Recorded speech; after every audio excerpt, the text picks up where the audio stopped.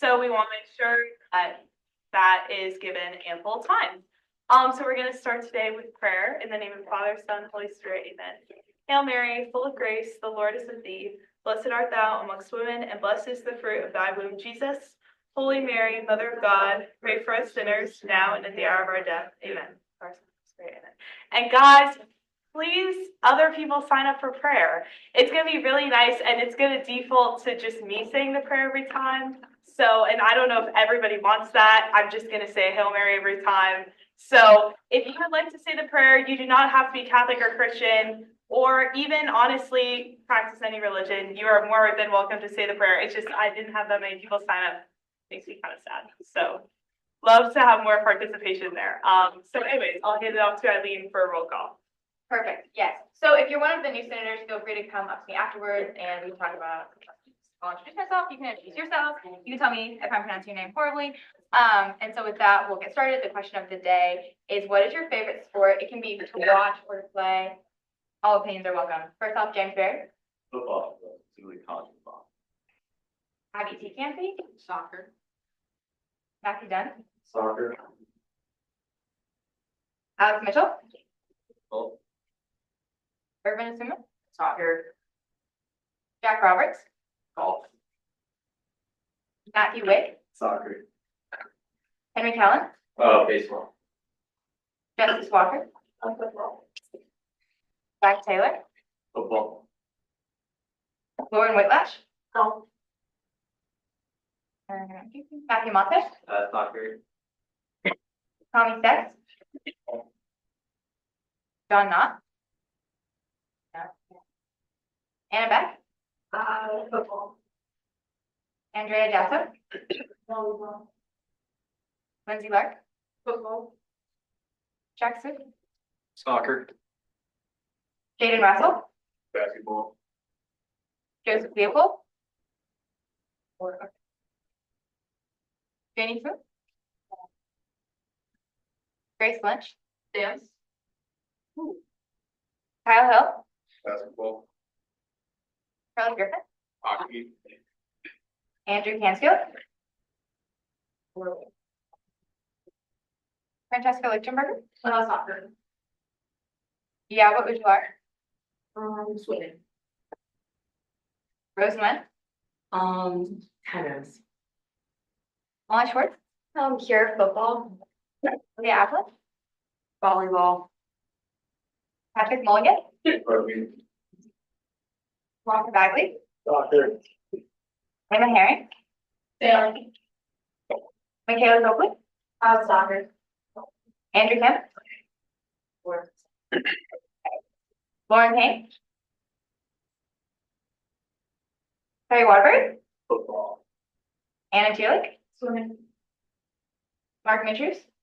Somewhere. Basketball. Hunter is not going to say. Wow. Oh my gosh. That was perfect timing. I just called you. Great. What's the question? What's your favorite sport to watch or play? Ooh. To watch or play? I'd say water skiing. That's a bold choice. It's not a sport. Wait, how do you watch that? Well, I watch. Okay. That's what I got. Well, so you can watch water skiing. It's a good sport to watch. I'll take your word for it. Dawson? College football. Nate? Ball. Tennis. Wow. Here. Okay.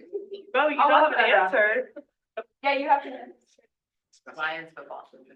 Okay. Great. Go Lions. Perfect. All right. Actually, yeah. Awesome. Need a motion to, yes? We will now vote on approving the minutes. All those in favor? All opposed? All abstain? The minutes are approved. Great. As you guys can see, there's a few announcements. So the first one is a little bit out of the ordinary. So if you guys didn't know, the executive team, so Dawson, who's right there, Allison O'Connor, who's our chief of staff, and myself, present a report to the Board of Trustees twice a year, like once a semester. So our theme this year that we were given is a sense of belonging at Notre Dame. So we're just trying to get a greater student input, I guess, from student leaders. So please do not distribute this survey to your residence halls. This is just for you guys to take. It would be really great if you could just open it up and take it right now. It would take you literally 3 minutes, and you could say, oh, I helped out Dawson Mabe on their Board of Trustees report, which is just kind of something cool to say. And it would just be a really big help. Also, just so you guys know, the day before we give the Board of Trustees report is a Senate day, so Dawson and I will be kind of giving you the 411 on kind of what that report is on and stuff like that. And just two other things we have going on in Exec Cab. The Southland Farmers Market is this Friday. It's going to be really cool, so you guys should come out. It's from 12 to 4. If you'll have family coming in for Miami of Ohio, something like that, it would be kind of a fun thing to do. It's going to be on Fieldhouse Mall. And it's the largest it's ever been, I think 20 plus vendors or something like that. So it's going to be really, really cool. A lot of great local South Bend small businesses coming in for that event. So be sure to support the local economy in that way. And then please wear red on Friday. As I'm sure many of you guys, since all of you as senators are required to go to your hall councils, I'm sure you heard at hall council that we have it's red zone awareness week this week. We are in the red zone currently, so to show your support, to shatter the red zone, be sure to wear red on Friday. So remember, wear red to the farmers market. It's kind of a good way of remembering it. Anyways, I'm going to pass it off to our friends from MSPS really quick, and we're going to get started on the mind training. I'll get it set up for you guys. Please give them your full attention. Thank you.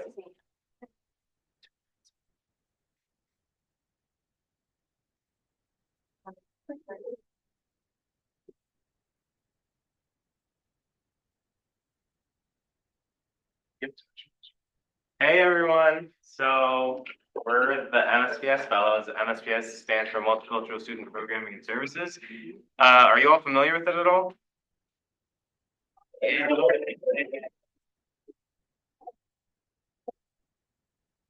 As well as TJ Sunumi, who's a recent newest member to the MSPS office. So if we could give a round of applause.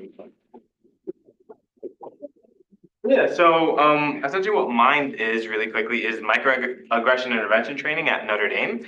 The purpose of this presentation more broadly is for you as either a bystander, the target, or an individual who may have accidentally or has done a microaggression in the past, kind of to educate you on the topic itself, as well as kind of bring attention to sort of our underrepresented students here on campus and what they may have to face on a regular basis, as well as ways to sort of navigate around those situations that may come, whether in your dorms, especially for those of you within the Senate now, and kind of being adequate leaders capable of speaking on the topic.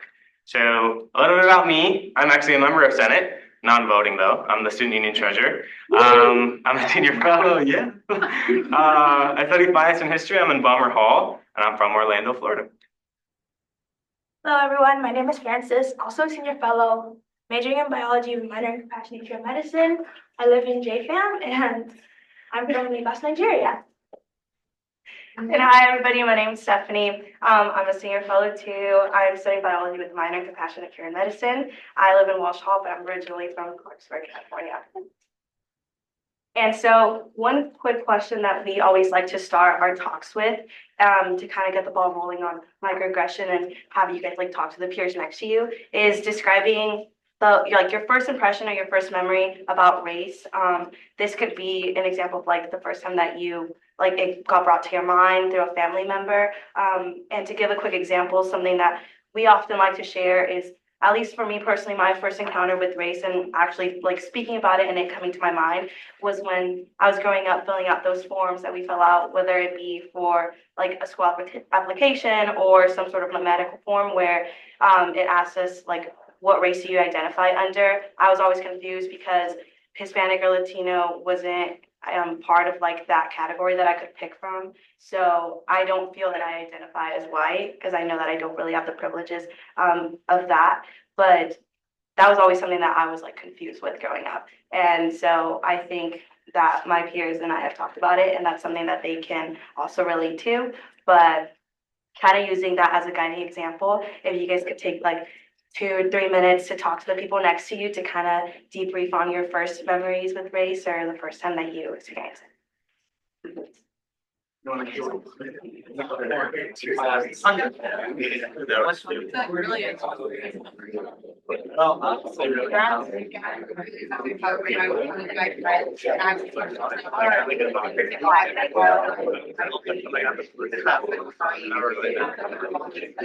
me, I remember like at one point, like first or second grade, we were talking about volleyball. Like, I can remember there was some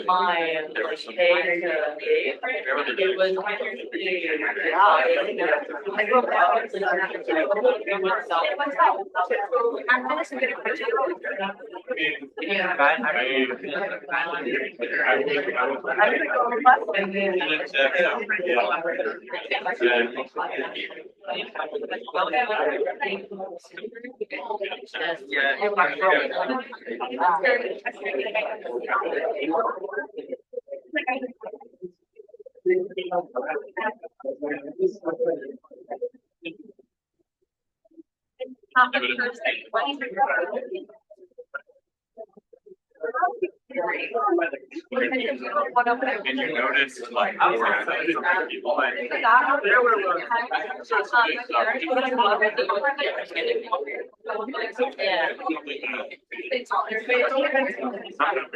Very, very welcoming.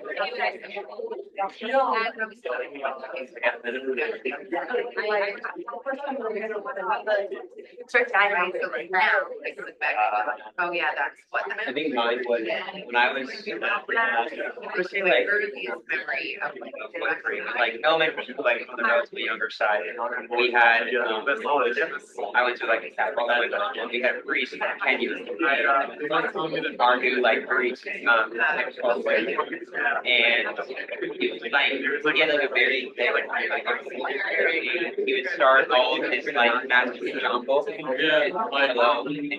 that's actually like And I'm like, dude, like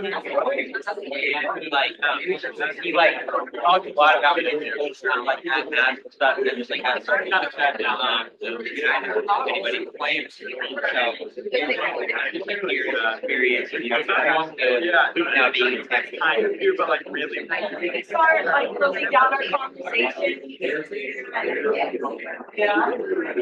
Awesome. So let's start back up to the top here. Great conversations overall. We also want to open the floor to anybody who has like a story or kind of want to share what they talked about with their partner in terms of like what their first experiences were. So if anybody wants to share what they talked about. Yeah. Yeah, I grew up in like a pretty white area, but I remember in kindergarten, that was the first time I had a classmate who was black. So I'd say that was probably my first experience with it. Does anybody else have anything else they'd like to share? Or does anyone relate to that experience?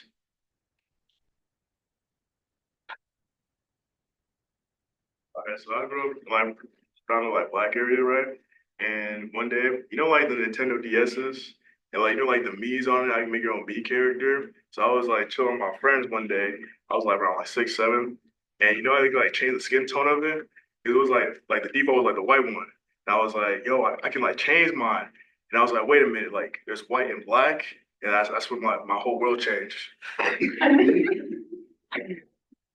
No, that's super real though, right? Because it's kind of like that's kind of like super interesting. How like it kind of like becomes like so binary with regard to like at least the choices. Like I know we're playing with like the Nintendo DS and things, but like it's super interesting. Especially the reason why we open up with the discussion regarding race, especially when you see it within those like forums, like when you all put the SAT or whatever, it's because it's super interesting, right? Because there are like certain groups that like you don't really fit in. Like there was a recent discussion regarding like Pacific Islander and whether that includes you within like the Asian population. And then there's only been a recent push for like the Middle East, North African population to be included in a separate category as opposed to being white/Caucasian. So there's like an interesting topic regarding race more broadly that like just happens on a day-to-day basis and we don't even really notice it. Okay, so just to give a general overview of the workshop, we're going to start off by defining a few key terms, and we're going to move on to 4 types of microaggressions, give a few examples of each, describe how some of these microaggressions can show up here on campus, give you guys a strategy on how to encounter microaggressions, whether you're the one experiencing them or the ones like observing them, and just reflect on the session. Awesome. So we have a couple definitions on the board just in terms of like microaggressions, microassaults, and microvalidations. I hate like reading stuff on the board, so I'll give you guys a moment instead to read the definitions, and I can touch on like one of them and then see if you guys have discussion regarding it as well.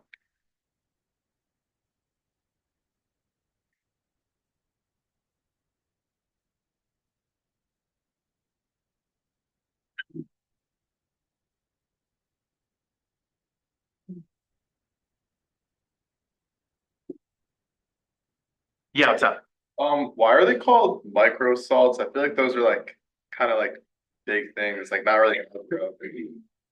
Sorry, can you repeat that? I didn't hear the last part. I was just wondering why they're called like micro salts. If I feel like some of those examples, I feel like I consider them more than like micro. It seems like pretty significant things. Like what's like a macro assault? That's a great. Wait, no, that is a great question.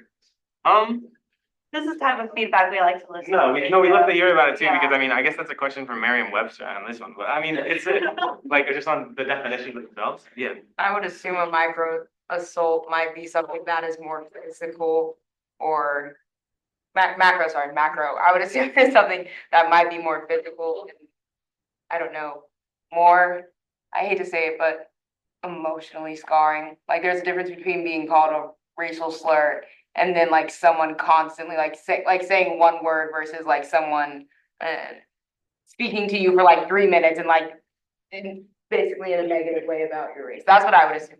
100%. No, and I totally agree with that definition as well. Or like the way of like categorizing it, right? Because I think like the purpose, especially of what we're talking about, is kind of like to make these things that seem like, oh, they're like subtle or they seem like they just regularly happen, like things that you may be nullified to or sensitized to on a daily basis, given your respective surroundings, that like they're not necessarily okay, irrespective of where you grew up at. Kind of like one that really hits home, at least specifically for me, is like a micro invalidation. So a lot of you may be familiar, but like I do a lot within like the space of business and things. And with regard to at least like current like company applications, there's like a recent push for like DE&I initiatives, and like a lot of students will end up like applying through like earlier pipelines through like a diversity application. And like a huge micro invalidation that occurs is, and this happens all the time, like someone will go get a coffee chat with someone else, and they'll be like, well, look, you know what I'm saying, like you know, you could just do the diversity application and it's like easier and like you'll just get in. So like I wouldn't even really worry about it.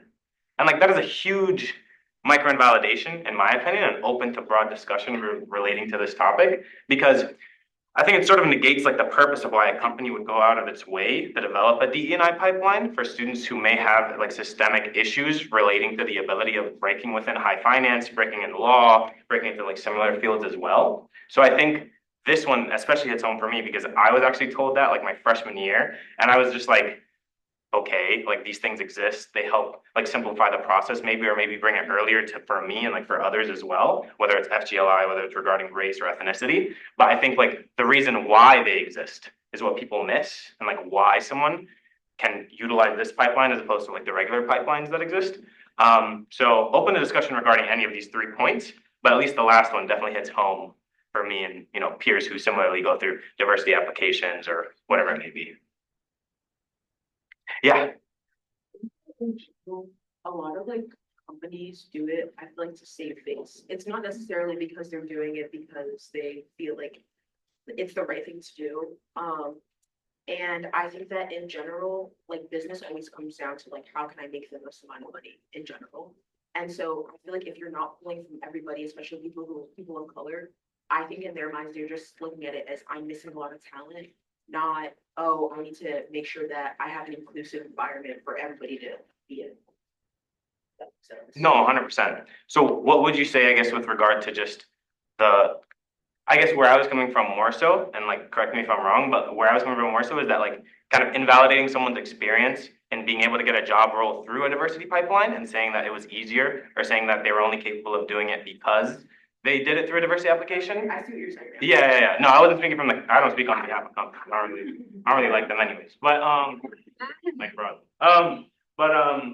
But I'm speaking on behalf of like students in the room who may have done a micro-invalidation to someone else, or may have a preconceived notion with regards to what these diversity applications or whatever they may be look like. kind of misconstrue why they exist in the first place, which is to bridge the gap for individuals. And I think from the student perspective, I think students have every right to exploit that. Like whether the company is offering you something for whatever ulterior motives, if it offers if it offers an opportunity for you to enter within the space of high finance, high law, etc., and sort of break in, and that is where you're capable of making the most change within the organization as well.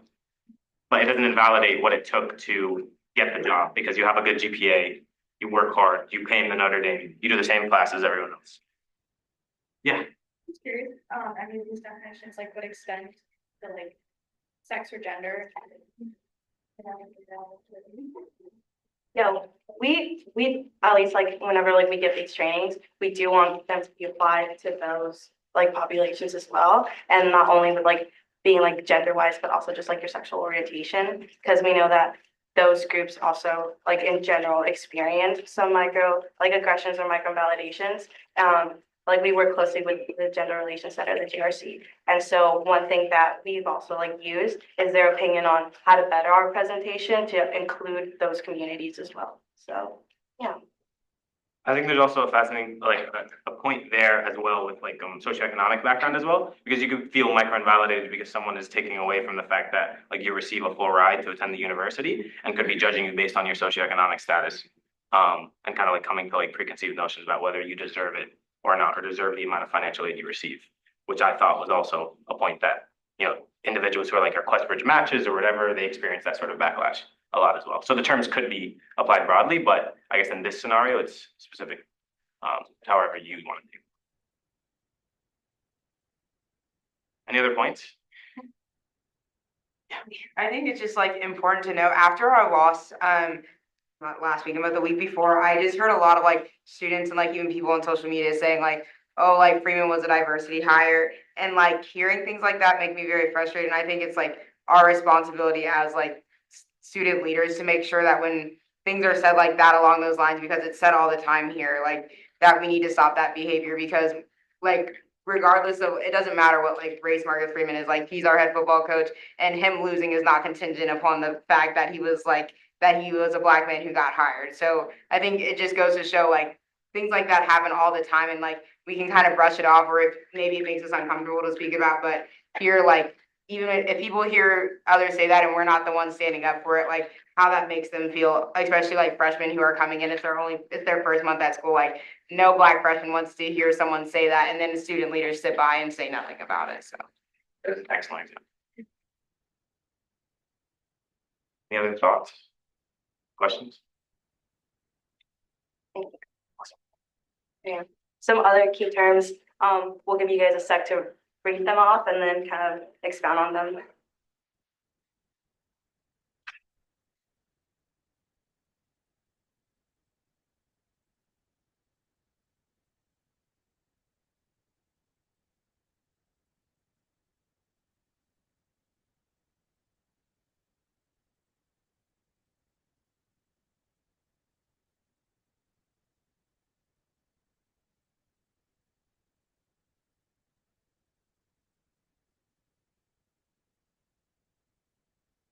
So, like one of the ones, oh, Could you give an example of what like colorblind racism would look like? yeah. So colorblind racism is like it says like the notion that people don't see race in general. And so the biggest kind of phrase that is attached to that is that there is no race, there's just a human race. And so even though most times people might seem that they're trying to be more inclusive and not necessarily like objectify people based on their color, it does sometimes undermine that person and the struggles that they've had to go through because yeah, they are human, but part of their identity is also like me, I'm Hispanic. And so like that would be more like saying that I haven't had kind of the experiences that have like built me to be the way that I am and had to go through certain things to also kind of like experience like life and get to where I am. Yeah.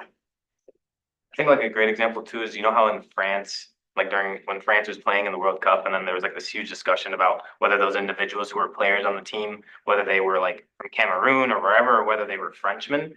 Well, France has an abhorrent amount of racism as well, because like individuals are incapable of like representing their religion, incapable of representing their respective races as well, because it just becomes sort of like clouded within this like broad thought of like one race, but it takes away from like their individual struggles and the fact that people are still racist. So clearly it hasn't necessarily bridged that gap. Hunter, you had your hand up? No, you said, I mean, you covered it. I think another negative effect of that is that like it doesn't really allow us to celebrate like the uniqueness and differences that we all bring. And then we are gonna explain a little more about racial battle fatigue. I'll have to slide on its own, so. Yeah. Okay, so moving on to racial battle fatigue, this is just something that in this situation specifically like marginalized groups and underrepresented groups experience when they're faced with like constant and recurrent like microaggressions or just like honestly like people say like really negative things to them about, in this case, their race. And so it just leads to them feeling really like emotionally, physically, psychologically drained and really unable to like stand up for themselves or even stand up for anyone else if they see that something like that is going on. I would say too, like with the racial battle fatigue, sometimes the person who is like dealing with that or is undergoing that is not gonna like expressively show it. Sometimes what they need is just time alone, and that can mean like unfortunately not going to the places where they usually like to go study or not going to go spend time with a certain like friend group that they would like to go to, and that just more comes from I guess like the lack of like awareness that what certain people are saying or what certain people are not like deciding to gain knowledge upon. They feel like they constantly have to defend that like whatever they're saying, and they feel like they have to constantly educate others. And even though it might not seem like such a bad thing to do because it is good to educate others about like cultural awareness, them constantly having to be the like person that is appointed to have to do that job does have an expense on them, and it does wear them out emotionally and physically to constantly have to be the one to kind of deal with those situations, and anything that's racially related, it's always directed to them. So that's kind of more where this like fatigue aspect of it is coming from. It's constantly being the like appointed person to have to be the ones to direct these conversations. Yeah, like in your respective classrooms, if like there's like a single person of color within the room, and then every single time that the topic of race comes up, like you look directly at, like the teacher looks directly at that person waiting for insight or things like that. I remember once in my A-push class, like there was a discussion about like the history of America, and like the teacher would consistently berate like the same students who were people of color within the room, and like I don't know what was the purpose behind that necessarily. Like I think the discussion should have been broad-based, and you create a space for someone who feels knowledgeable about the topic or has experienced it to speak about it. But like to use them as like the token example or someone who can speak on the topic, that creates battle fatigue for someone who consistently has to speak on behalf of others or speak to a specific topic on a daily basis. Yeah. I was gonna add too, and correct me if I'm wrong, but I feel like in a sense too, like if you're with your friends, especially here, like coming here, I've like experienced a lot of friendships where some people would just like defend them saying, oh, they're like not educated, so that's why. But because of it, they'll like try to come to you as someone who either is like a person of color or whatever it may be and want to be educated, but sometimes with that, like they'll ask questions that could be a microaggression, a micro assault, X, Y, and Z. So I think that kind of plays all together under like everything you guys have been saying too, like it all goes all together. And I think, sorry, go ahead. That like could be like a broader like topic on its own, but I think a really important thing is also gauging your relationships with those people, because sometimes, at least personally, like I have a close group of friends who I know that if I went to them with questions about their culture or their background, they would know that I'm not doing it with malintention, or they know that I'm doing it because I want to learn. But it's that's like a whole thing on its own. Like tone is like can also be interpreted differently by certain people, or just like their intentions could be interpreted differently. So a lot of it is like you gauging their intentions and like the relationship that you already have established with that person. But like at the end of the day, it does kind of suck to constantly be the one like talking about that and like having to educate them, because I mean like Google does exist, and like I know sometimes there are certain things that are easier to talk about with someone in person or someone who has like firsthand experienced these situations. But I think yeah, like someone does get a little tired once in a while having to constantly be kind of like the educator in every situation. But I think that's why like a space like this, like a mind training or like having MSPS fellows or coming to the MSPS office is like huge, especially for those like sensitive questions and things like that. Because I mean, at least at face value, we won't take it necessarily as trying to be disrespectful or ignorant or whatever. Like I think the point of those conversations is to like educate, and like that's why we're here. So again, if any of you have any questions, it's like an open space, and this is the opportunity because it's kind of what we signed up to do. So yeah, so with a person that you have yet to speak to in the room, describe one of your earliest memories about racism or microaggressions. Give 2 to 3 minutes again. You guys want to turn around?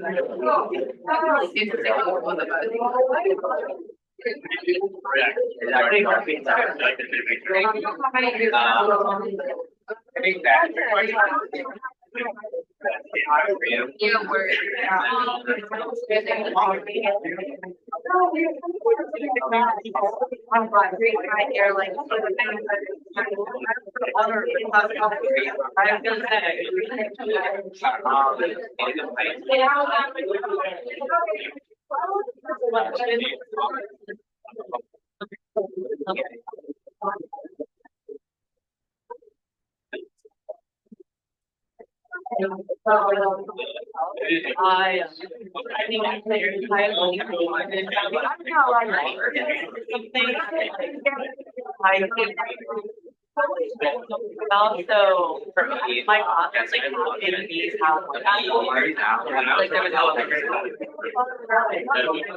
it's just totally no, and also then on such a kind of know, like, let's say, like, someone that was just like,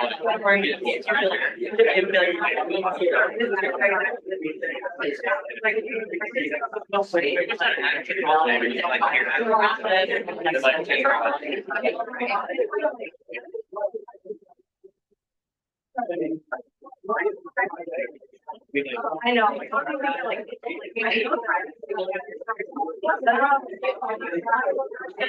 didn't know. So not like I just like yeah, I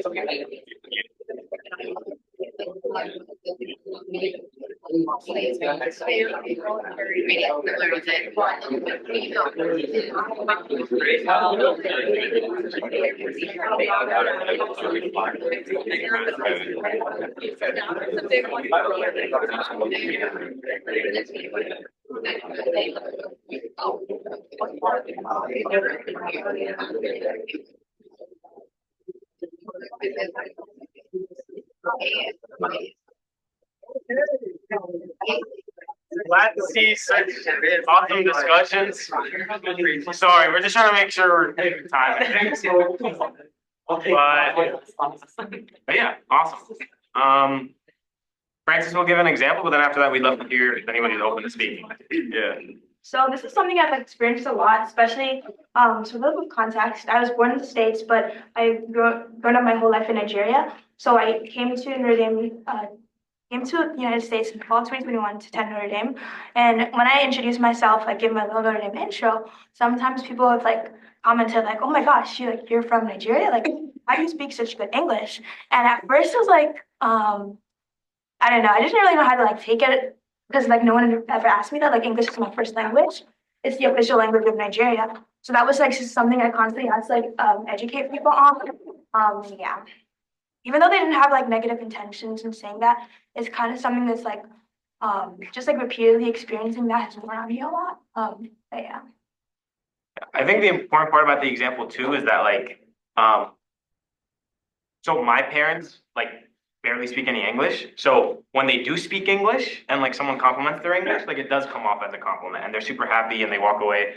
But like I think what's really interesting about that point is that like it's the intention doesn't necessarily come off to the same person the same way, right? Like I think the intent and like the means by which the channel was created for that statement to be made is difficult to navigate sometimes. So I think we're gonna bring up some other examples of microaggressions that like maybe don't initially seem like it came off in a negative manner, or maybe you're even trying to flatter the person, which we'll see in a moment. But it's difficult because once again, I think you're placing the person in a position where they could take it negatively, and that could have a wear and tear sort of feature on them, just like how Francis described it. So, do we have any examples in the room that people want to share? Whether you saw it, experienced it? So this is like when I was really young. I used to live in Brussels, Belgium, and there was like a large like Muslim population in the city. So this was back in like 2010, 2011, and people were always talking about, either they would always just group in like the Muslim population is like them, or like like taxi drivers or that sort of thing, and they're they would like connect them to like terrorism, and we left by then. I remember hearing my parents talk to me saying like, the people we still knew in Belgium were like really starting to get racist because like, and then the airport got blown up in 2016, they were just connecting like the Muslim population to like radical Islamic terrorists, even though there was like no ties at all. So. When I was little, I moved to Florida and like the Tampa area, and it was my hair is curly for like most of the year, but like every once in a while I'll straighten it, gotta cut off the dead ends. It's a lot easier to do with straight hair. And one of my friends, like a lot of my friends like came up to me and they're like, I like your straight hair way better than I like your curly hair. And while that might not seem like that big of a deal, like obviously this is my natural hair. So for like 3 years, I really like struggled with, like not liking the way my hair naturally was, because I would get like a lot more compliments from my younger friends because my hair, like, you like things that look like you. So I was like, oh, they were like, I like that you look like me with your straight hair. But then it was just like, for me, why can't I look like my, friends who aren't like, who don't have this type of hair? So it kind of made it like a little struggle back and forth. But I love my hair now, and I think it's awesome. But yeah, that I feel like that intention wise, they were trying to give me a compliment, but that literally like years of working on myself and like learning to love how I am naturally. So I kind of wanted to like piggyback on your point, and I feel like I remember when I was younger, like I didn't wear my natural hair out a lot either. So my hair was like always done, but then one day like I wear it like I'm wearing it now like in an afro. I think I was like 6 and someone was like, oh, like your hair isn't done today. Like why does it look like that?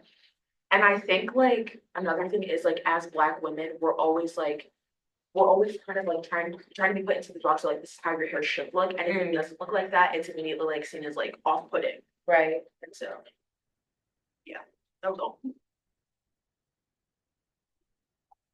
Any other people? Yeah.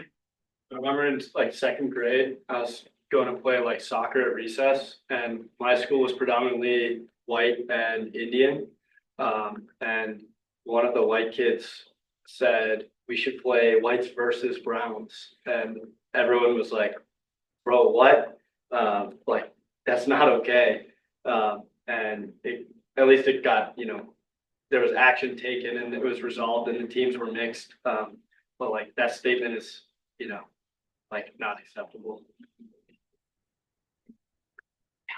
I think my earliest one has a lot to do with stereotypes with Asians. So like one is like Asians are really smart, and I think it can go both ways. Like when I did well in school, people were like, of course she did well, she's Asian. Or like I'll use my cousin, like if he didn't do well in school, they'd be like, why did you do well? You're like Asian. And another one is I personally have very bad vision. I'm like -8, but like I guess that had to do with my eyes, according to some people. So like when I first came to school in glasses, they're like, of course you need glasses, you have small eyes. That's like why you can't see. I am also from like Oklahoma, and it's something I do need to remind myself. But like my school is like a mix of like Asian people, but then also white people. So that was probably my earliest memory of racism. To piggyback off the comment about like stereotypes, like my earliest thing would be people just coming up to me when you get good grades, like, oh, you're smart for a black person, or like all those kind of comments. And I guess they think it's like a compliment, but like at the same time, you can just like stuff like you're smart, period. Like don't have to add like you're smart for like a black person, like you're smart for like insert this group. Sorry, I'm hiding. So, I'm Cherokee, but I'm like white Cherokee, which is pretty common in Oklahoma to be mixed race. And I remember it was someone I'd known for a long time. We were debate partners, and I don't even know how it came up, but we were talking about race, and I was like, oh yeah, I'm Cherokee, and he was like, no, you're not. Like, you just visually like, and like, I don't think he meant to be super insulting, but just that having to define like how much you are of something, and like that you're not, if you're not identifiable, like it doesn't count as part of your identity. Thank you guys for sharing. Really appreciate it. I think the interesting part, like, well, the part that like was, I guess, the correlating notion, I guess, is that like it's we're not here, especially if you've said these statements before or like you've been along these lines before. Like the point isn't to blame the instigator, it's to educate individuals on like why someone could take what you say in a certain manner and it could affect them for months, years. And like I assume as members of Senate, as student leaders on campus, like you care about the well-being of the individuals that sit around you on a regular basis. And whether it's a Christian ideology or an ideology broadly about morals, like caring about how someone else like takes the words that you say on a regular basis is very, very important because our tongues can do a lot to another person and kind of affect them in a negative manner or a positive manner. So it is something to keep in mind, whether you've taken these statements as, well, what was wrong with that? Or whether you've taken these statements as, oh, wow, maybe I've said that or I've seen that happen. Like now you're educated on what is wrong with that or what could be wrong with what I said. So next we're gonna go over like 4 different types of racial, specifically microaggressions that can happen. I can kind of just like debrief them because I know reading is a lot, but the first one being assumptions of criminality. So this is kind of when a POC is targeted as seen as like violent or defiant or like dangerous. We have example on there like when an African American is walking in a grocery store or in any place in general. Like it could be the sidewalk, it could be like school, it could be at like a community center. Most of the times they are targeted and seen as these like criminals, and like a lot of people that at least personally like I firsthand have seen do is kind of like either clutch their purse closer or like bring their kids closer, or just be under the impression that they're going to steal from a grocery store, that they're going to do something dangerous or like illegal.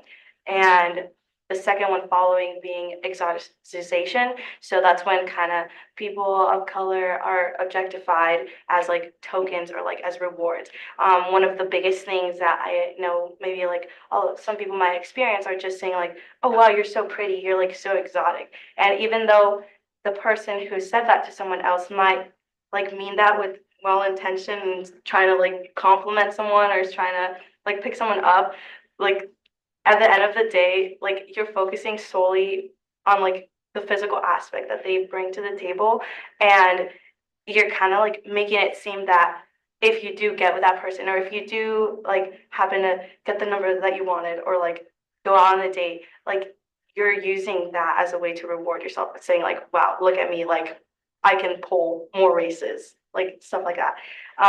The third one is the assumption of intellectual inferiority. And so I know like talking to people and like experiencing it firsthand on this campus, that is something that I feel like POCs could definitely resonate with. And that's just kind of the understanding that if you are a POC, you aren't seen as intelligent or as capable as other people. And that's just because of the background you come from. But like Mark pointed earlier, just because you like maybe didn't come from the same like financial or economic means as other people doesn't mean that you didn't work also to get to Notre Dame, or you didn't work to earn your place here. Like your application was to like accidentally stuck on the back of someone else's, because I know that's something that a lot of people do feel often.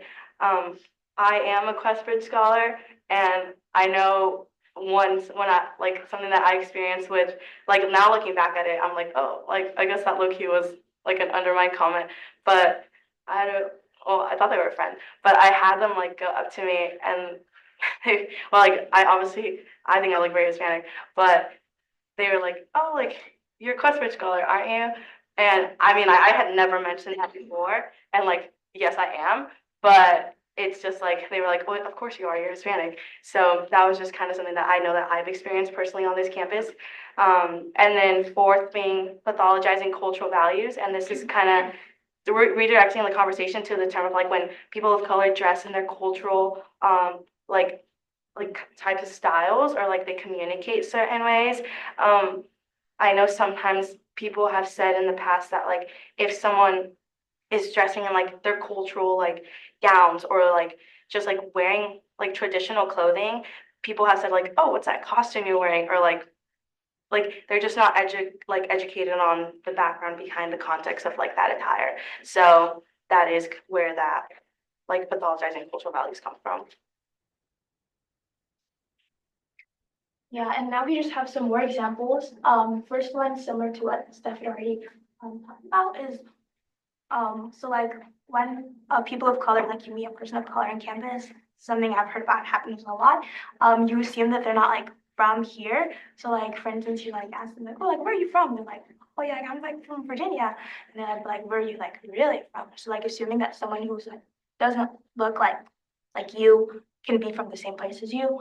The second one is being like denying that you're not like individually racist. Like if you're someone could be like I can't be racist. Like I have like friends who are people of color. The third one is that similar to what we had talked about earlier with the blind racism, is saying that you don't see race. That like oh like we're all just like part of the human race. And like we had talked about like this is like even though you might have positive intentions behind saying this, it ultimately is pretty detrimental. And then the last thing, yeah, just like we also talked earlier in the previous slides, like subtle and unconscious things, like if someone who's a person of color walks next to you on the street, like clutching your belongings tighter, like holding your kids closer to you, just those like negative things that like even though you might not like intentionally mean to do that, just like implying that someone who's like a person of color is like inherently like dangerous or something. Any thoughts about any of these examples or any questions? I would say for statement three, statements that indicate that a white person does not see race. I know that I don't think that like I would just say it maybe doesn't quantify to just white people because I know when I was like younger, I like my mom and I had like extensive conversations. Like admittedly, I was like, oh mom, like I don't think like people's skin color like matters. Like everyone should be treated equally, and they definitely should. But she like very much so like how you guys emphasized earlier that race does matter, like that your experiences matter as a person of color, like even from any race you are. So I think like saying maybe if it continues out, like maybe changing it to statements that indicate a person does not see race because it's not racism or like microaggressions are not just limited to something that a white person can say to a person of color. It can be like a POC to any POC.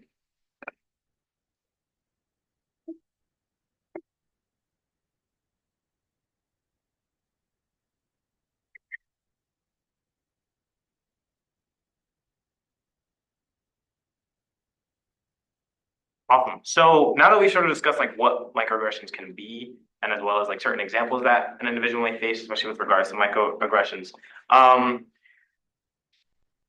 we want to sort of switch to exactly how you deal with them. I think that's the next most important step because we've kind of outlined what they may look like and how you may experience them or how you may have had someone else experience it if you were the instigator in this case.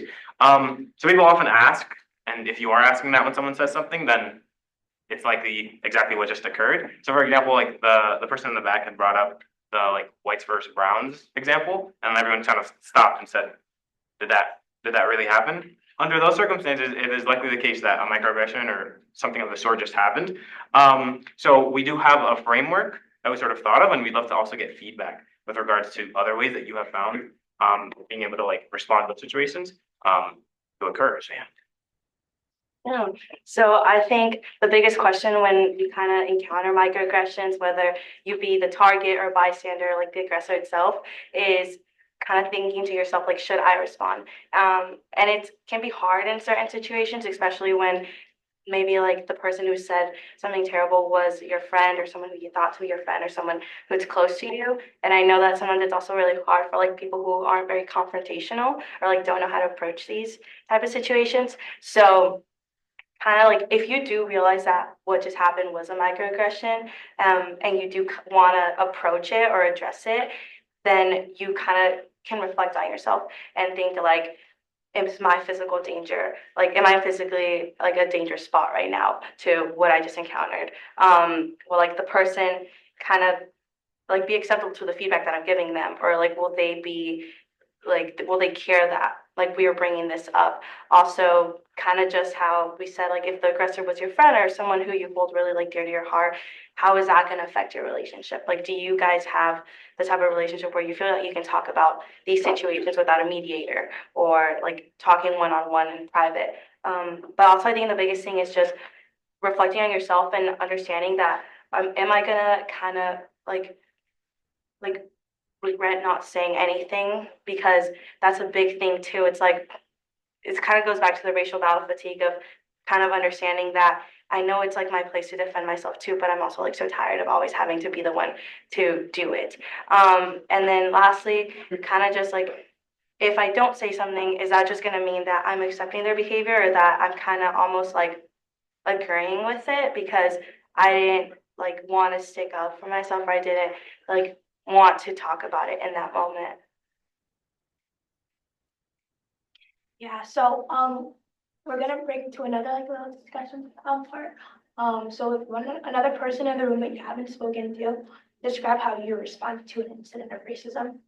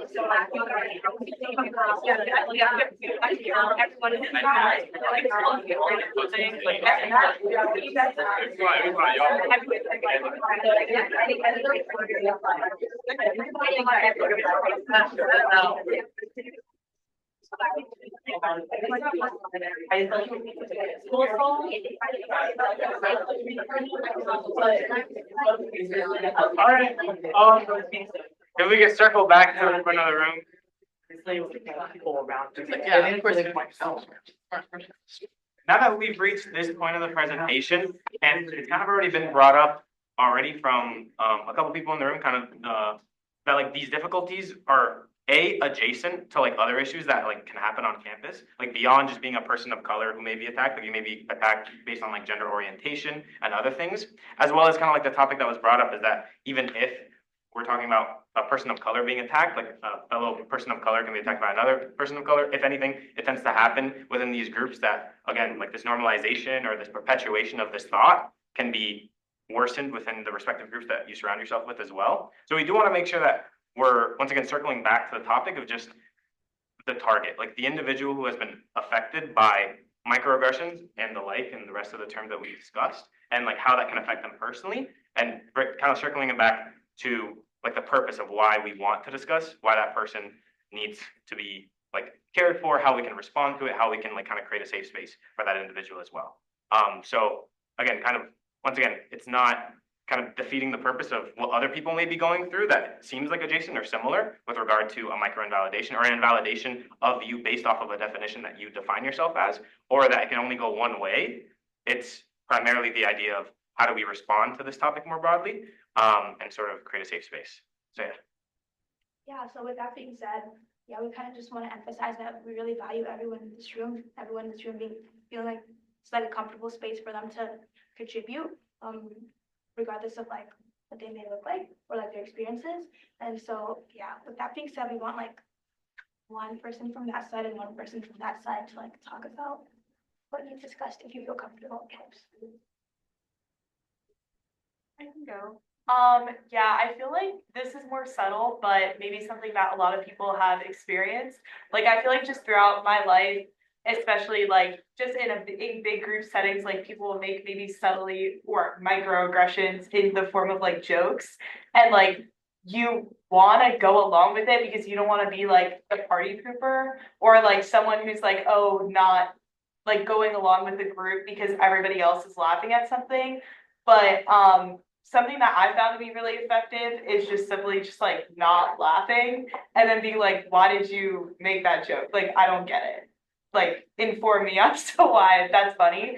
That's actually something I think I picked up on in a mind training that I've been in previously, and I've used several times because it's like, it is kind of awkward because it's like you don't want to like ruin everyone else's fun, but like it shouldn't be funny. Like, it's not funny. So that's been something that's been kind of helpful to me. So thank you to MSBS for that.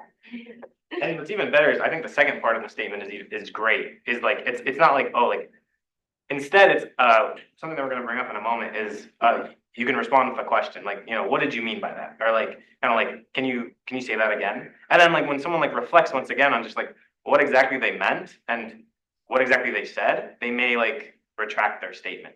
So it's like really interesting, kind of like that you already sort of introduced that idea. Any other thoughts? That side of the room. It's okay if you don't. Yeah, I would say like wrongly. A lot of times, especially in like political discussions, you can hear a lot of dog whistles or like things that are like people aren't even really thinking about it. So it's like a larger ideological opinion. It's like not even an opinion they made themselves. If you ask people like, oh, like, what's the root of that opinion? Or like, why do you feel differently about this than this? And I think like those sort of questions kind of help people like breaking things down to like smaller like goals, you know? Yeah. Yeah. I think just also like holding each other accountable, like when we have big discussions or we have trainings, making sure that we're all like engaged in as well, and like pointing out if people like are on their phones and are not actively engaged in a discussion when it's an important one. So I think just making sure that we're all being active, and if there's an opportunity for something, putting ourselves forward, especially as student leaders. Because there have been a lot of opportunities on campus. We have a lot of departments that give us opportunities, as you said, for office hours, but it's on us to actually engage. I think it's on him. Yeah. I'm just gonna echo what you said and to encourage other people to engage. Like I remember Walk the Walk Week meant a lot to me as a freshman to know like the president of the university has enacted this so people will be more inclusive. And it breaks my heart to see like when we go to Black History Month, like I've talked about this in my classes, like the Black History Month show, and Francis knows this, was not well attended at all. Like I don't know, maybe 50 people, maybe slightly under 100, and when Washington Hall has a capacity of 550. And I love the Keenan Review, absolutely great, but that happens within the exact same month, and that sells out every single night when Seventh Center has a capacity of around like 1,500 to 2,000 every single night. And it's like, what are we doing on campus to where during Black History Month we can't celebrate our fellow brothers and sisters in Christ, but we can, support that. I think we have to be, as student leaders, really proactive and encouraging people to go support anything that's like from the Black Cultural or Art Society, or going to sold out and doing things like that as well. Any other? Yeah.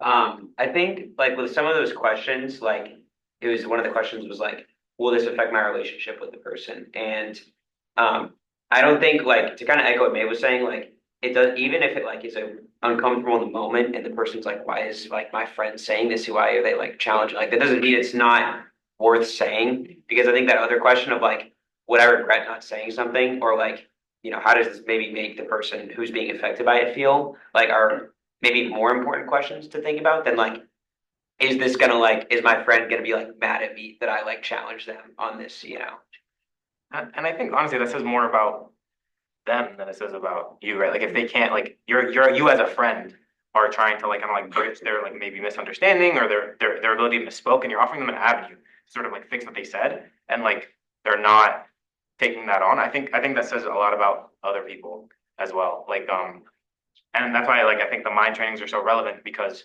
I think the point is so that everyone sort of feels comfortable about something that has mistakenly become an uncomfortable thing at times to bring up, like just out loud and like talk about it. Because I mean, we're talking about like an elephant in the room, in every room that we go in when we enter into a society that is diverse and beautiful in its own way.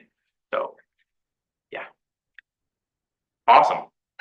So we get to kind of the outline that we have, and we'd love to take kind of like other suggestions in terms of how you respond within the microaggression topic, which is Raven. So these are the 5 steps. We're going to go through each one in depth, but it's kind of like a precursor. And yeah, let's jump right in. Yeah. So the first one is R, and this one kind of stands for like redirecting the conversation, or like kind of like turning the goal of like what was just said and like what you just went through. So something that like is really important in that moment when you are like either the target or like the bystander, the aggressor, is kind of understanding that like, hey, like Dawson said, like, can we like talk about it, or like can we like actually like address it? Because honestly, if that happened in that moment, I feel like a lot of people would rather it be addressed then and there, like between the two others, than having them say the same thing to someone else that they maybe are not as close to, and then like having feuds like happen between other people, and then like rumors start essentially. But the biggest thing with this is that we just want to make sure that if you are in a situation where you can educate someone else, and you have the means to, and you're willing to, and more than capable, which hopefully you all are after this session, but we want to like make sure that those conversations are redirected and turn into, like we said, like a learning moment, so that people can understand why what they said is wrong. And maybe they didn't mean it to be like malintended, or they didn't want to say something that could hurt someone else, but at the end of the day, it did affect the like target. And so we want to make sure that the conversations are being had, and that both parties are kind of like in compliance with what they're talking about. So yeah, just like redirecting your conversation so you can get a better like understanding of why that something was said or done was maybe not taken in the way that you meant it for it to be. The next step is asking probing questions. So like we had talked about earlier, like just like asking like people to clarify what they really meant. Like, what do you mean by that? Like, what did you like intend behind that statement? And the thing is that sometimes people just like say things like first thing that comes to mind when they really don't like necessarily mean that. So if you like ask them to like really explain like what they meant by that, and like often like ask forces them to like pause and like think about like, okay, maybe that was really wrong and I didn't really like mean like to come off that way. This V is values clarification. So shared organizational values and conveying to the aggressor that their actions/statements are not aligned with these values. Values, mission statement, organization, I mean, these are buzzwords on this campus to like the T. But I think like I think of this specifically this values clarification point as more of like a like personal values as well. Like the organization that you function in is like a community, right? That we're currently in on Notre Dame's campus. And I think if we just take a step back and do you guys know the term like what would Jesus do? Like WWJD? Like I think like, you know, if you're taking some of these comments or like some of these suggestions and things and you're like, well, why do I need to be concerned about like how I say something to someone else if they're gonna take it this way? Like why do I need to worry about how they'll take what I meant, even if I didn't mean it in a negative way? Or even if like the concept itself didn't come off with malintent or whatever. I think that's a lot of the critique we sometimes get regarding some of these topics that like people don't see the reason why it's wrong. But I think like at a Catholic institution, whether you're Catholic or not, I think the idea of like loving your neighbor is something that perpetuates religion and like it's something that like it is feeds into each one of us as well. And I think if you do believe in the concept of what would Jesus do, I don't think Jesus would be in this room and be like, well, I don't gotta be concerned about how they take this or like how I sort or how I respond to the situation, or maybe I'll just like ignore it because it's uncomfortable. So I think there's like an inherent like Christian, but more importantly, there's an inherent concept of love that this presentation and this discussion is meant to bring to light and teach one of your minds. So I think that's the value that's most important is having love and compassion for others, and that ideally wouldn't ideally each one of you think about that every day about what your respective values are. And then E stands for emphasize your own thoughts and feelings. So this one touches a lot on using I statements. So in the moment, if someone says something to you, you kind of can express yourself by saying, I didn't really like appreciate that, or I was hurt by what you said. So really want to make sure that you are kind of communicating your emotions with the person who maybe said something to you, or if they are addressing the conversation about like a statement you said, you can say like, I wasn't aware, or like I was not educated, like I am sorry, like you know. So it's a lot about communicating how you truly felt and kind of expressing like maybe if you didn't mean something to be said rudely or like you know to harm the other person, letting them know that that wasn't your intention too. Yeah. Yeah, and then last step is the next steps, just like suggesting what the person who is responsible for this microaggression can do, whether that's apologizing to the person or like maybe like educating them on like what not to do in the future, encouraging them to just like seek other resources that can help them out. Awesome. In small groups of 3 or 4, consider and discuss how you will address a microaggression that occurs either as a target, bystander, or agent. I believe this is the last like kind of small group opportunity, so feel free to get with people who you haven't spoken to before, or if it's more convenient, just feel free to turn around or whatever else. But yeah. So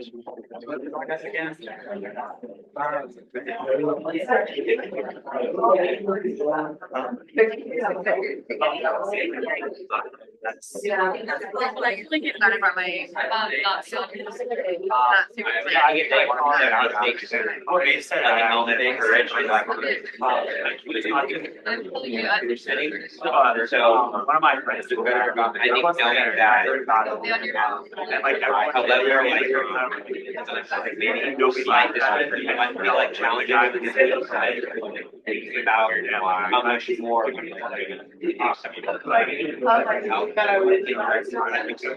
I was kind of my profession kind of chatting at like I actually I like that strategy.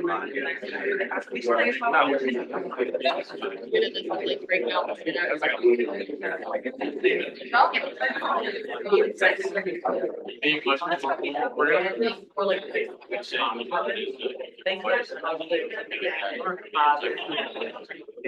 Also, I think to keep in mind, it's like in the long run, like, I guess that's what you may have also Next time, we should consider defining what a target bystander and agent is.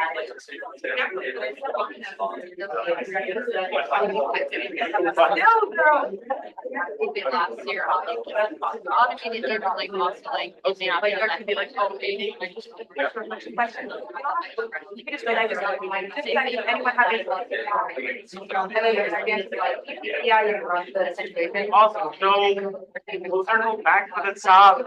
And like say We'll take from like one or two people who wanna, we do wanna be cognizant of time, so we'll take one or two people who do wanna kind of like speak about this specific question, and if you have any examples.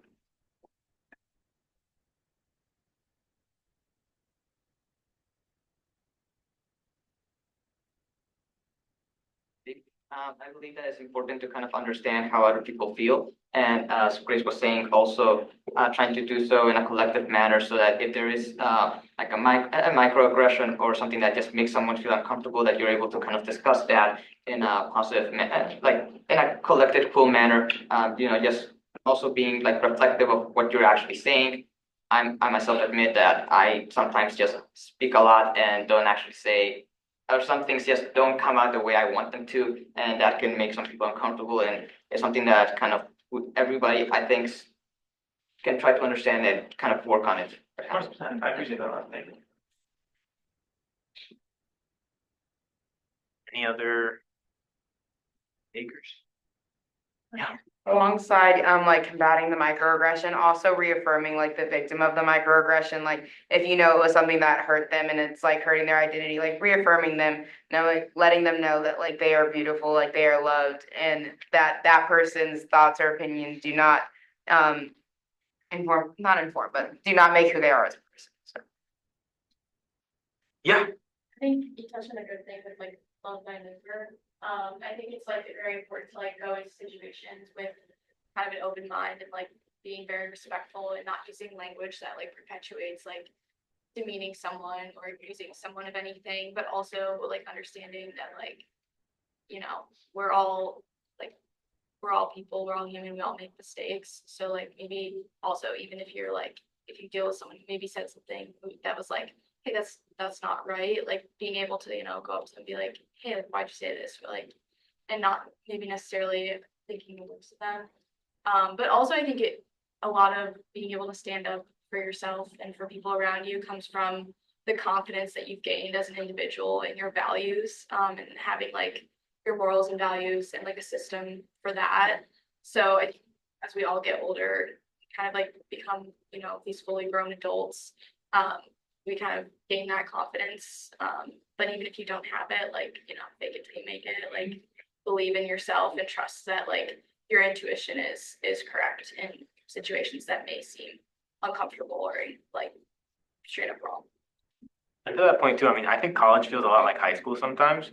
Like just like a continuation of like education, going to classes, whatever. But like I think like sometimes we forget that we are young adults, like heading into a very real world where like things we say, how we interact with others, it becomes like a much smaller group of individuals, and like, you know, kind of like be cognizant of like the effects that may have on you, as well as others, especially if you want to be a leader beyond just a student leader on a campus. I mean, one day many of you might lead organizations much larger than this. So awesome. So these are resources on campus that kind of relate a lot to what we discussed today, and like we kind of expanded it as well. So GRC is specific to like the topic surrounding gender, and the Office of Student Enrichment is for students who come from lower socioeconomic backgrounds who receive support for things like football assistance and things like that. So if you'd like to take a picture, please feel free.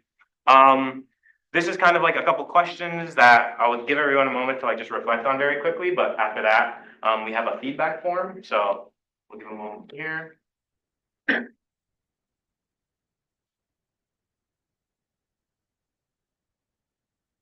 So yes, as you walk out after like reviewing this specific scenario, kind of think about like, given what you've learned today, like how would you react? And yeah, this is an evaluation form. We're happy to take feedback.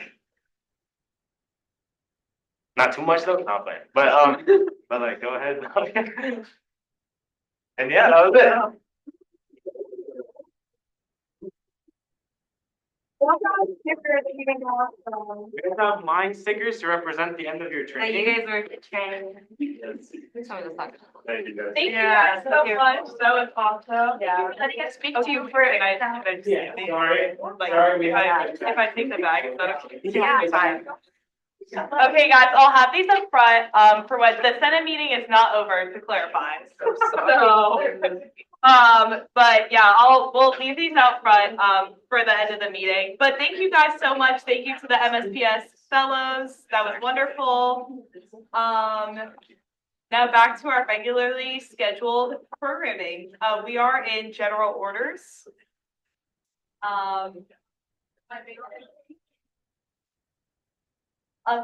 Unless anyone wants to move up some of the things in new business. Yes, Alex? I mean, A through D out of new business and into general orders. We might as well get it over with. Are there any objections? Wait. I try. Yeah, Hunter? I would very respectfully ask you all to please confirm my vice president of elections and operations so that I can have a fully functioning team. I would also ask you to, at a minimum, suspend an FYCC election so that people can get like elected into office. And I would very strongly ask you to confirm my Committee on the Constitution people, because we need those to start evaluating legislation for you. There's currently legislation pending that is on hold because we don't have a Committee on the Constitution. So if we are not able to confirm my people who are here today, taking their time to attend this Senate meeting, I would be very disappointed personally. And I think my branch of government would suffer for it. Yes, Grace? I will also just say though, there were people that were here earlier giving presentations, and I don't feel like your side necessarily represented what you're saying of how we should give our time and attention to you.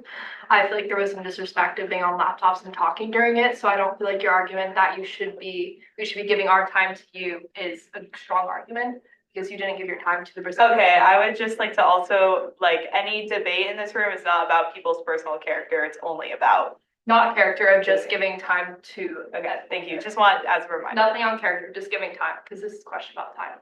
Okay. Yes, Aaliyah?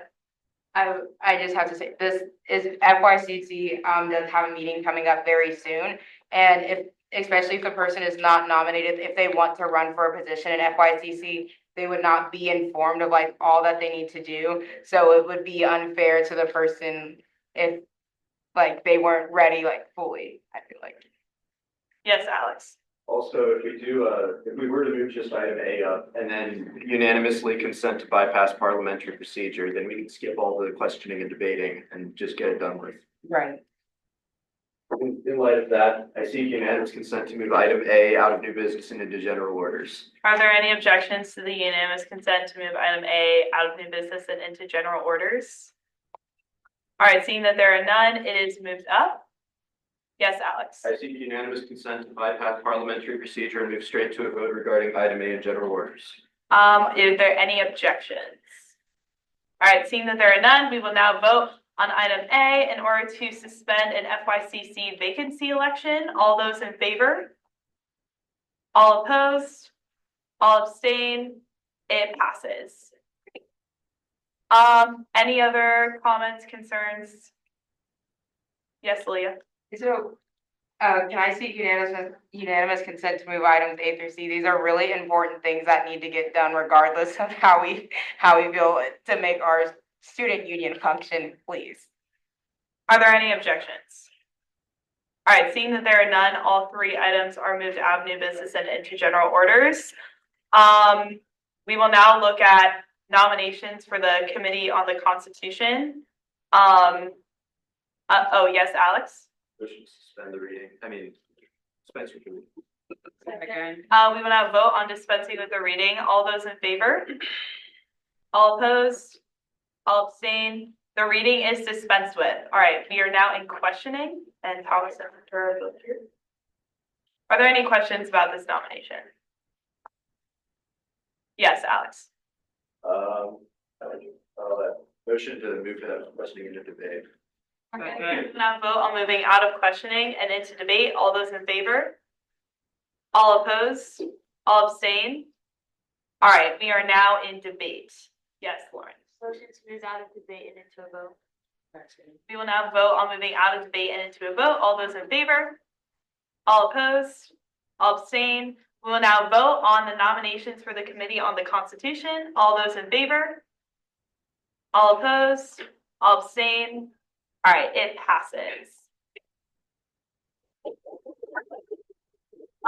We will now look at the nomination for Vice President of Elections, and Madison is here. Yes. Motion to suspend the reading. Second, we will now vote on dispensing with the reading. All those in favor? All opposed? All abstain? All right, the reading is dispensed with. We are now in question. Yes, Alex. I seek unanimous consent to bypass parliamentary procedure and move straight to a vote. Are there any objections to the unanimous consent to, all right. So we will continue on with parliamentary procedure. Yes, Justice. I had a question. So we nominated Madison earlier as vice president of operations. So how is she now being nominated for elections? Or she is currently the election? Can you just clarify whose position is who and why we're not switching positions? Yes, certainly. Thank you for that question. So Madison was initially our vice president of operations, right? That's kind of where we started at the beginning of this year. Following the resignation of the former vice president of elections, Madison assumed the responsibility of acting vice president of elections as well as vice president of operations. After the conclusion of a pretty lengthy process to determine who would become the next full vice president of elections, I decided to nominate Madison, and she has now resigned her position as vice president of operations. So that position is now vacant. So as of right now, she's just the acting vice president of elections, which she will be until I'm able to confirm a proper vice president of elections, which hopefully will happen today. Does that make sense? Yes, but we did suspend the Constitution so that Madison could act as elections. And so now she suspended her original position. Not suspended, but resigned. Resigned, yeah. And then you're renominating her in a new position. So I wouldn't say renominating her, I'm just nominating her for a different position. Yeah. Okay. Does that make sense? Great. Are there any other questions? Yes. This is for Madison, just like, why do you want this role? Yes. I want this role because I care a lot about making elections fair and keeping them democratic. I ran an election for Baden Hall Senator, and I experienced that firsthand, and I know how important it is to get results out quickly and accurately, and it's a role I take very seriously. In the 2 weeks I've held this position, I've learned a lot about how elections are managed, and I care about making sure that the elections we have that are ongoing proceed smoothly, and I'm excited to take on this role so that I can further assist the Judicial Council and make sure that elections are fair. Any other questions? Yes, Lauren. Motion move out of questioning into a debate. We will now vote on moving out of questioning and into debate. All those in favor? All opposed? All abstain? We are now in debate. Pass the cue.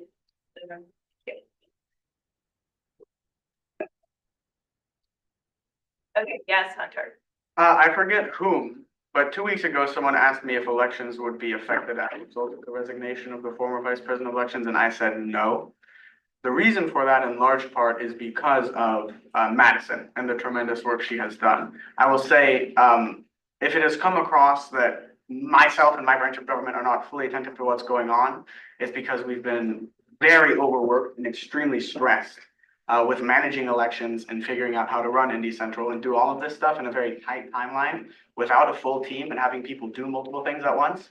I'm very proud to say I don't think we've dropped the ball, and I think we've maintained our very high standard of getting people into office without error.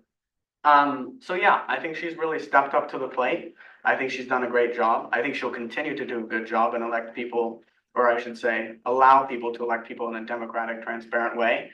I think the results of her efforts are already clear in the fact that we've seen very high turnout in the first-year class council elections we've run. One dorm, I think, hit as high as 80%. And in the vacancy Senate elections we've been conducting. So I would strongly urge you to confirm my nominee. I think she would do a very good job. Yes. I would like to say, as someone who had the pleasure of working alongside her last year, I think she is one of, if not the most qualified people for this position. I think she embodies exactly what this position needs, which is impartiality, especially with the power to run elections. And I would say she is one of the most hardworking people I've ever met in my entire life, and specifically with the student government or with any aspect of her life. And I think she would do an amazing job at this position. And I'd like to give some time to Sam Goody. She's amazing and extremely committed. I 100% support her. Grace, did you? Yeah. I would just say, I feel like it seems confusing with like suspending the Constitution, everything we did to support it last time, but I just want to echo what I said last time we suspended the Constitution. Madison just jumps up for everything. I've worked with her in 4 different clubs, and every time there's been an issue that comes up, she's the first one to resolve it. So I think if there's anyone best fitting of this position, it would be Madison. Yes, Lord. Should we not debate and into a vote? Second. We will now vote on moving out of debate and into a vote. All those in favor? All opposed? All abstain? All right, it passes. Sorry. Now we will vote on the nomination for the Vice President of Elections. All of those in favor? All opposed? All abstain? Now it passes.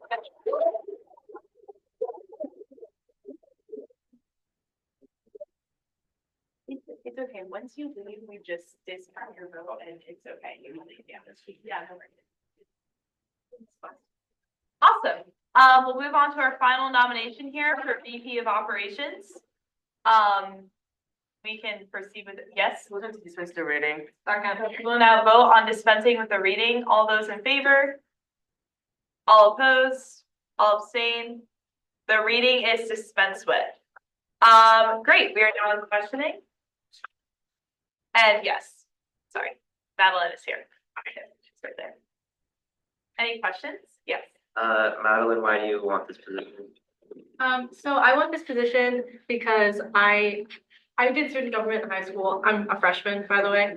I'm a political science major, and I'm very passionate about law and order. I originally was just interested in being in the Judicial Council until this role became vacant. And I know I have a lot to learn, but I'm really passionate about it. And I'm willing to give all of my time to do the best I can to make everything as fair as possible, because I think student government is very important. Thanks, Madeline. Yeah. Motion to move out of question and into debate. Second. We will now vote on moving out of questioning and into debate. All those in favor? All opposed? All abstain? We are now in debate. Yes, thank you, Madeline.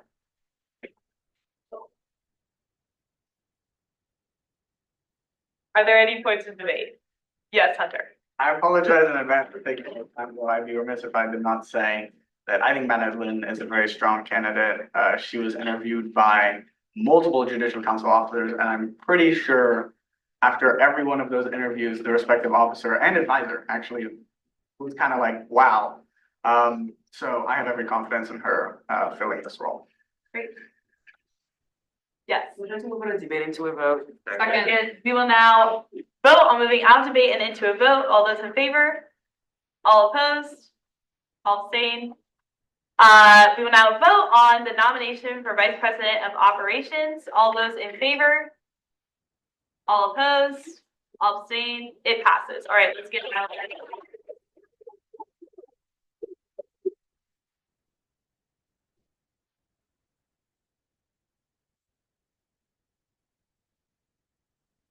All right, thank you guys. Obviously, meetings are not usually this long.